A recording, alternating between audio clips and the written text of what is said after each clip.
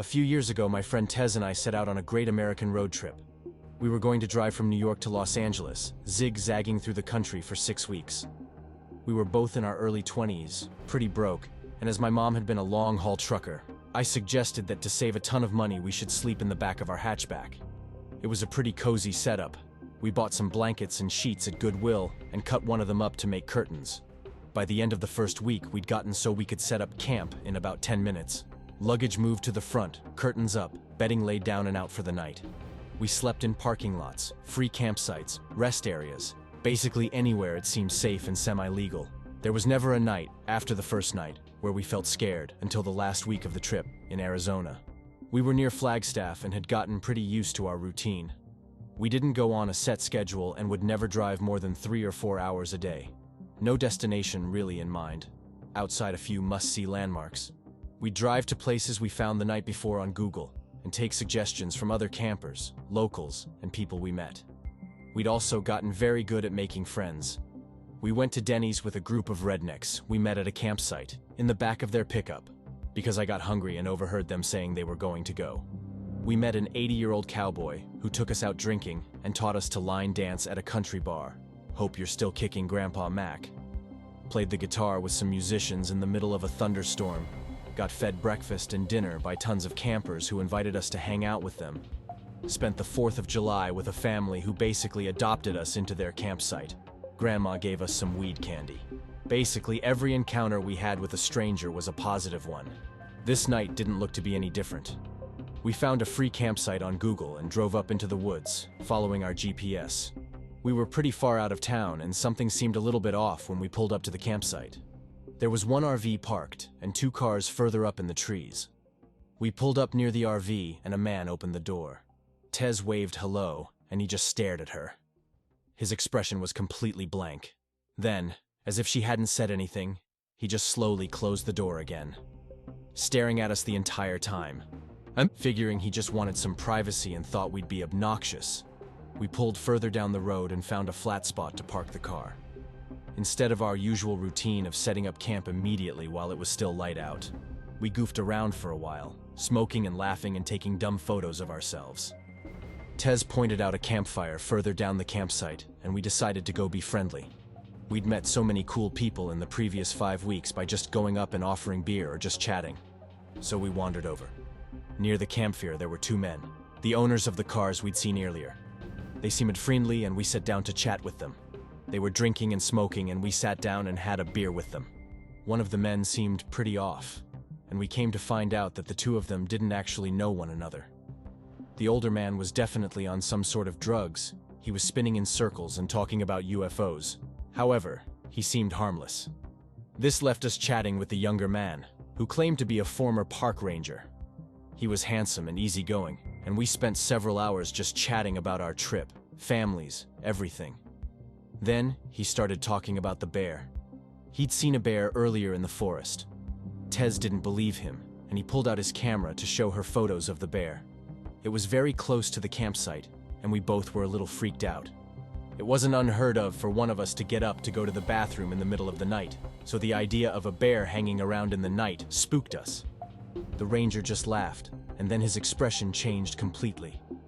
It's hard to describe, but his voice seemed somehow cold.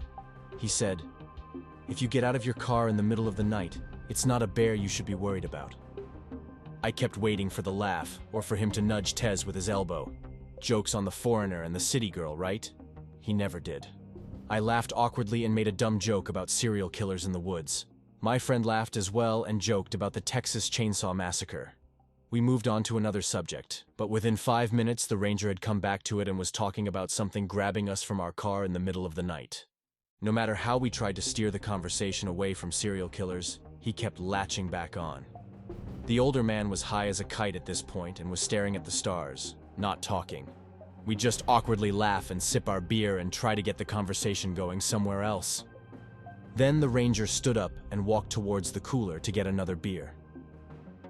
At this point, it's pitch black out, and I can't see anything outside the circle of light from the campfire.